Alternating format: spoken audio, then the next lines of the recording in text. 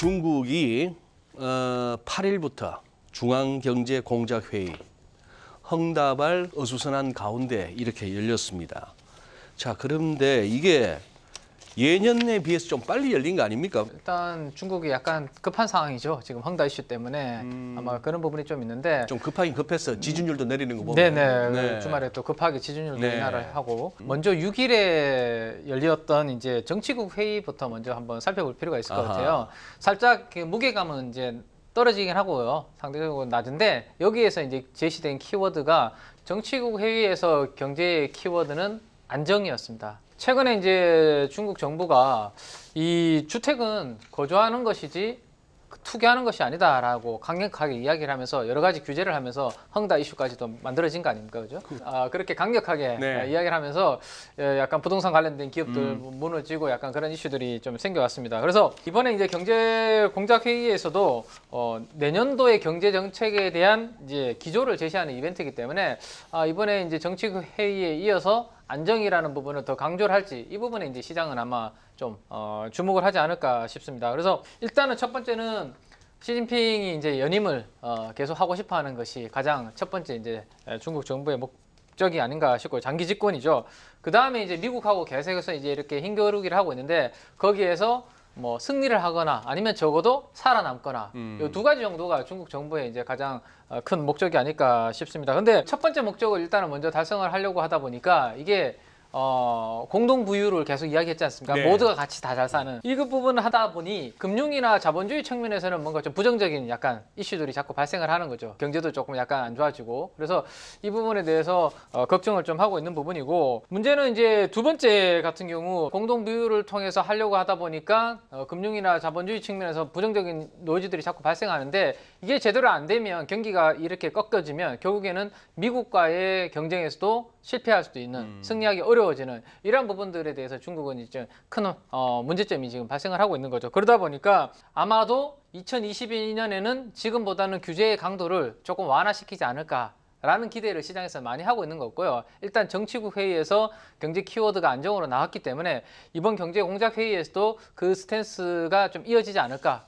기존의 규제 강도가 강했다면 좀 풀어주는 쪽으로 변하지 않을까. 민 부장님 말씀하시는 규제라면 어떤 규제? 이 중국에는 이 부동산 관련된 부분들이 상당히 이제 이슈. 우리나라도 사실 부동산이 차지하고 있는 부분이 네, 크지 않습니까? 예. 그 부분들을 자꾸 이렇게 건드리다 보니까 당연히 부동산 가격이 급나가니까 당연히 그 관련된 여러 가지 경제 사이클이 무너지는 거죠. 그래서 그 부분을 이제 완화시키려고 하는 그런 정책 스탠스의 변화가 이번에 우리가 체크할 필요가 있는 부분이 아닐까라는 생각입니다. 우리 민 부장께서는 저기 규제 완화를 갖다가 키워드로 잡아주실 거. 우리 황 팀장님 보시기에는 헝다 리스크일 수밖에 없을 것 같습니다. 일단은 일주일 앞당겨서 사안이 시급하다 보니까 네. 그랬던 것 같아요. 이제 회의가 비공개로 8, 9, 10 이렇게 3일간 열리는데 이 방송에 나갈 때쯤이면 우리가 뭐 결과를 좀 이제 뉴스를 통해서 알 수 있을 것 같은데요. 네. 뭐 중국 내 화두뿐만 아니라 글로벌 화두잖아요. 예. 헝다 이제 에버그란데 그룹이 이번에 외화 달러 채권 이자 상환을 못 하겠다 이제 포기를 한 거죠. 근데 다행인 거는 사실 이 이슈가 예전부터 계속 나왔던 거잖아요. 그리고 그렇죠. 중국에서도 공식적으로 개입을 하겠다라는 커멘트들을 했습니다. 그러니까 중국에서 부동산이 차지하는 게 전체 GDP 한 30% 정도 되다 보니까 이 부동산이 흔들리면 그리고 최근에 유동성도 사실 이쪽으로 굉장히 많이 들어갔거든요. 그러니까 네. 이게 유동성이 부동산으로 많이 간 거죠. 그러니까 부동산에 묶여있다. 유동성이 묶여있다 보니까 이게 망가져 버리면 경기 자체가 휘청휘청할 수 있는 거죠. 내년에 네. 많은 이벤트들을 앞두고 있음에도 불구하고 그렇기 때문에 중국 정부 당국에서도 예전에는 그냥 하나의 일개 기업의 일부 문제다라고 취급했던 부분들이었는데 중국 정부가 나서서 직접 나서서 수술하겠다라고 한 거니까 이번 핵심은 뭐 규제 이야기도 많이 나오긴 하겠지만 헝다 그룹에 대한 코멘트들 그리고 앞으로 나올 부동산 회사들에 대한 규제라던가 이런 어떻게 관리 방안에 대한 코멘트들이 좀 나오지 않을까 싶습니다. 오늘 중장기적으로는 뭐 단기적으로는 헝다 리스크 이슈로 인해서 계속 뭐 시장은 좀 변동성은 나오긴 하겠지만 중장기적으로는 좀 어떻게 보면 안정적인 흐름으로 변수가 아니라 상수 정도로 갈 수 있는 재료가 되지 않을까 싶습니다. 헝다발 리스크로 변동성이 있을 거라고 말씀을 네. 해주셨잖아요. 그러면 옵션 내려갈 때 줍줍해도 되는 시기일 수 있나요? 우리가 지금 오미크론 이슈도 마찬가지고 사실 갈수록 이런 우리가 생각지 못했던 변수들이 처음에는 당연히 공포스럽죠. 헝다 리스크도 처음에는 서브프라임의 재림이냐 뭐 이런 이야기까지 했었죠. 근데 시장에서는 어떻게 보면 되게 악재의 계속 내성이 생기고 있는 거죠. 네, 그래서 그래요. 저는 일단은 긍정적으로 계속 보고 있습니다.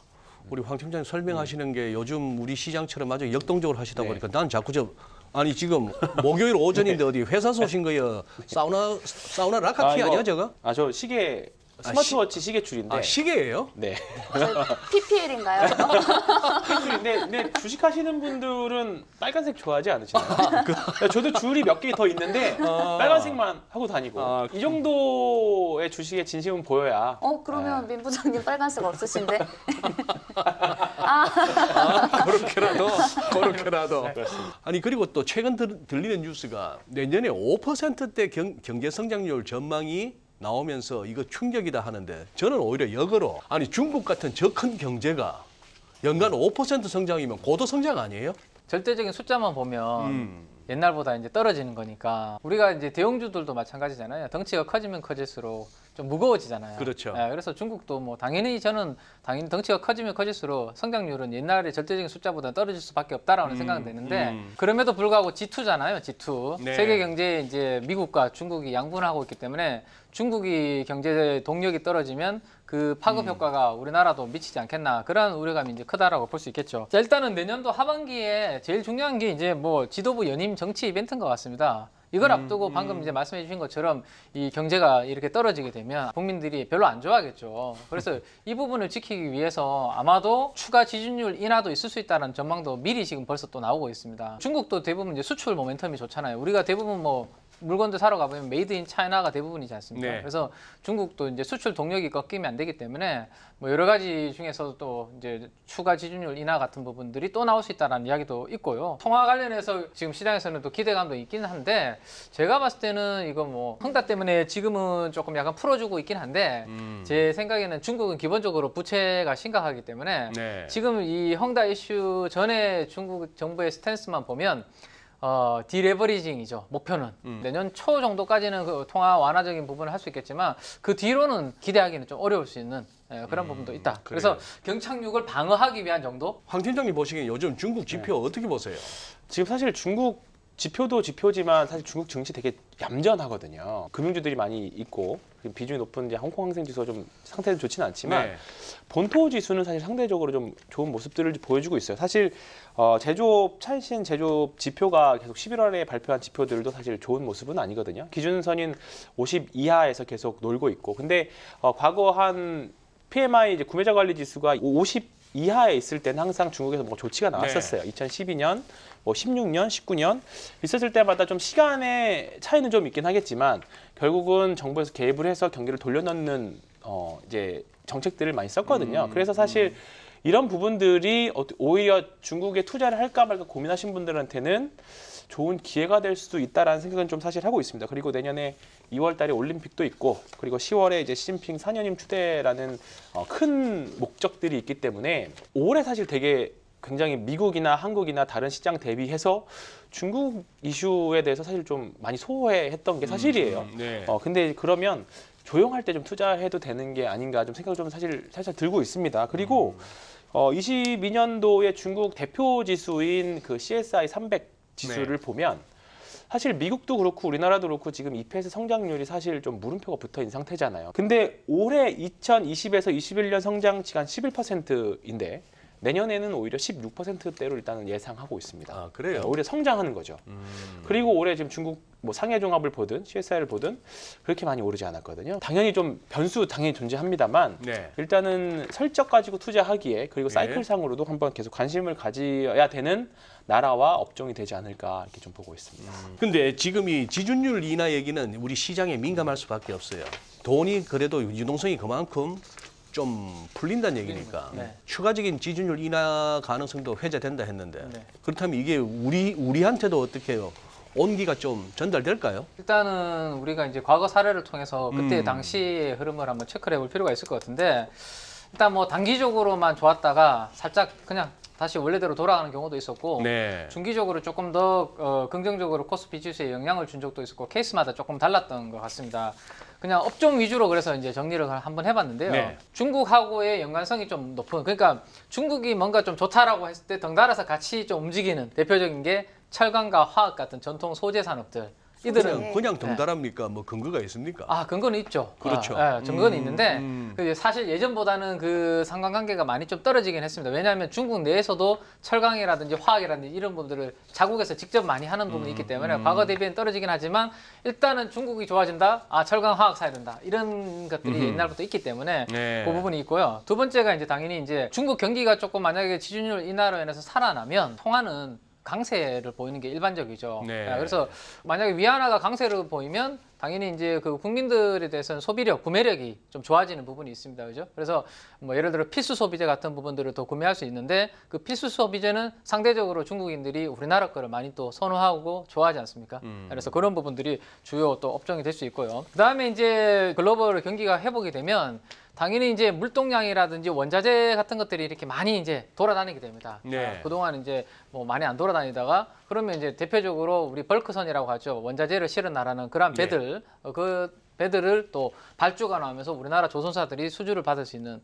뭐 그런 부분도 있고 에너지에 대한 수요가 늘어나면 당연히 우리나라 에너지 관련된 또 조선 관련된 부분들도 또 수주도 늘어날 수 있는 그런 부분들도 생각하실 수 있고 마지막으로 이제 유동성 효과라고 볼 수 있는데 우리나라도 뭐 유동성이 많이 풍부해지면 주식시장으로 돈이 많이 들어오고 당연히 그러면 거래대금 늘어나고 증권회사들 좋아지는 부분이 있죠, 그죠? 그래서 그런 부분들까지도 한번 폭넓게 한번 수혜 업종을 말씀드려 볼 수 있을 것 같아요. 그러면 이 경기 관련 주식들 우리 저 중국과 엮어서 최근에 다시 우리도 조금 꿈틀거리는데 계속 좋게 봐도 좋겠습니까? 이머지 국가들의 선방이 지금 계속 상대적으로 나오고 있어요, 사실. 근데 오히려 지금 미국은 금리를 인상하고 또는 이제 테이퍼링, 소위 말하는 이제 호키시로 가잖아요. 네. 긴축적으로 갑니다. 근데 중국은 오히려 지금 인하 기조로 가고 있죠. 이런 부분들이 어떻게 보면 중국 증시에 대해서 강화되는 부분들, 좀 약간 단단하게 움직이는 그런 느낌이 있다고 봅니다. 그래서 오랜만에 우리나라 주식시장이 이번 주에 중국 시장하고 좀 연동되는 그런 느낌이 좀 있었어요. 그래요? 진짜 오랜만이거든요. 맨날 미국만 따라가다가 내년에는 조금 이런 게 힌트가 좀 되지 않을까. 그래서 중국 관련 주식들 전통적인 투자 방식이긴 합니다. 사실 중국 하면 생각나는 주식들 몇 가지 있잖아요. 네. 뭐 대표적으로 경기 민감주고, 그다음에 뭐 화장품이라던가, 근데 화장품은 아직은 좀 물음표이긴 합니다만 관련 주식들은 계속 우리가 좀 스터디를 할 필요는 있을 것 같습니다. 자, 그러면 지금 이런 상황 하에서 오늘 이 주제와 더불어서 우리 한국 증시가 아닌 다른 대안을 찾거나 아니면 포트에서 중국 비중도 좀 늘려볼까 하시는 분들에게 드릴 수 있는 조언. 저는 아직까지는 좀 부정적이긴 한데 물론 이제 중국 정부의 스탠스가 변화가 좀 나타나고 있지만 여전히 표면적으로 중국 정부에서 이야기하고 있는 것보다는 훨씬 더 많은 부채 문제가 저는 심각하다라고 생각되고 유동성 공급도 연초 정도로만 첫 시작할 때 우리는 연초에 이렇게 좀 하고 있다라는 것만 살짝 보여주고 디레버리징을 목표로 하는 이 스탠스가 변화가 될지는 좀 더 저는 체크가 필요하다라는 게 제 개인적인 생각입니다. 그래서 중국에 대한 뭐 직접적인 뭐 관련된 ETF에 대한 투자보다는 저는 개인적으로는 여전히 많이 올라서 많은 분들이 차트 보면 못 사시는 미국 ETF가 오히려 저는 자산 배분 측면에서는 훨씬 더 저는 뭐 안정적이지 않을까. 우리 국내에서 그러면은 중국 관련해서 조금 한번 이렇게 내년에 희망이 있어 보이는 종목 한두 개 언급하신다면. 조금 전에 말씀드린 것처럼 혹시라도 이제 중국의 경기 때문에 위안화가 강세를 보이면 이 위안화와 우리나라 원화는 많이 동조화되는 부분이 있잖아요. 그러면 원화가 강세의 기조가 나타날 것으로 생각되면 일단 외국인들 입장에서는 적어도 뭐 강력한 매도는 나오지 않을 가능성. 그럼 증시 전반은 안정적이라 생각하고 중국 관련된 쪽에 약간의 수혜를 생각해 본다면 저는 이번 그 수출 데이터에서 한번 찾아보면 좋을 것 같은데 우리가 월초 정도 되면 항상 이제 수출 데이터가 나옵니다. 품목별로 지역별로 쫙 나오는데 이번에 제가 눈에 띄는 것은 임플란트 쪽이었습니다. 의료기기 쪽에서도. 그래요? 그래서 중국은 기본적으로 소득이 이제 조금씩 높아져 가고 있고 고령화는 또 심해지고 있습니다. 그러면 이제 그 이빨? 이빨을 이제 또 임플란트로 교체하려고 하는 그런 또 수요도 있을 거고 이번에 수출 데이터를 보니까 상당히 서프라이즈하게 잘 나왔더라고요. 그래서 최근에 오스템 임플란트, 덴티움 이런 종목들 괜찮은데 오스템 임플란트는 1등 기업, 가장 큰 사이즈가 큰 기업이고 저는 한 덴티움이 우리가 이제 개인 투자분들이 이렇게 수익률 좀 이렇게 즐기기에는 좀 가볍고 상대적으로 그래서 덴티움 수출 데이터도 잘 나왔기 때문에 한번 보실 필요가 있을 것으로 생각됩니다. 저는 좀 전통적인 투자 방식 한번 고수해 보겠습니다. 그러니까 중국이 PMI 지수 49대 진입하면 결국 부양책 나오고 관련 주식들은 흐름 좋다라고 봤을 때 아직은 화장품이라던가 다른 섹터 전통적인 중국 관련 주식들은 사실 아직은 좀 확신이 좀 없거든요. 대신에 화학주들은 저는 좀 가격 메리트도 많이 발생했다라고 보는데 그 중에 하나가 송원산업입니다. 좀 약간 전통 굴뚝도 투자하시는 분들 같은 경우에는 많이 좀 아실 건데 시가총액이 항상 5천억 내외에서 움직이고 사이클 산업입니다. 굉장히 좀 업력이 오래된 회사고 뭐 하는 회사라고요? 송원산업은 플라스틱에 들어가는 산화 방지제를 만드는 회사입니다. 산화 방지제. 전체 플라스틱을 100이라고 하면 1% 정도 들어가는 소재인데 워낙에 대규모 장치 산업이고 초기 자본이 많이 들어가는 산업이에요. 예. 그래서 경쟁자가 사실 많이 없습니다. 아하. 글로벌 과점 업체이고요. 글로벌 이제 화학 업체인 바스프가 이 섹터에서 1위를 하고 있고 바스프. 송원산업이 마켓에서 2위를 하고 있습니다. 네. 그냥 엄청 큰 회사인 그렇구나. 거죠. 네, 그래서 화학 산업이 좋아지면 항상 수혜를 받았던 회사고 경쟁사들이 지금 미국에 사실 많이 있거든요. 미국에서 보면 태풍이나 이제 허리케인 이런 거 오면 공장들이 멈춘다는 소식 나오잖아요. 네, 그렇죠. 그리고 나서 한 몇 달 뒤에 홍산업은 항상 올라가고 그랬었어요. 아. 근데 지금 그런 이슈로 접근하는 건 아니고 지금 같은 경우에는 이제 화학 산업 전반적인 시황에 대한 턴을 좀 기대를 하고 있는 부분들이고요. 매출 비중 보면 한국 제외한 아시아 쪽도 한 4분의 1 정도 되고 네. 그다음 유럽이나 미국 전 세계 골고루 분포되어 있습니다. 근데 화학 산업을 하기 위해서 반드시 필수제로 들어가는 회사이고요. 주가 수준도 계속 지금 안정적으로 움직이고 있습니다. 여기다가 이제 플러스로 화학만 말씀드리는 게 아니라 우리가 주식 볼 때 본업 플러스 뭔가 밸류에이션적인 요소 계속 말씀드리잖아요. 네. 성원산업이 이제 계속 전기차가 가면서 경량화에 대한 이슈가 있을 거예요. 그래서 성원산업이 그런 쪽 관련 스페셜티 제품이라고 하는데 경량화 관련 소재에 대해서 시작을 했습니다. 실제로 네. 작년부터 매출 발생했고요.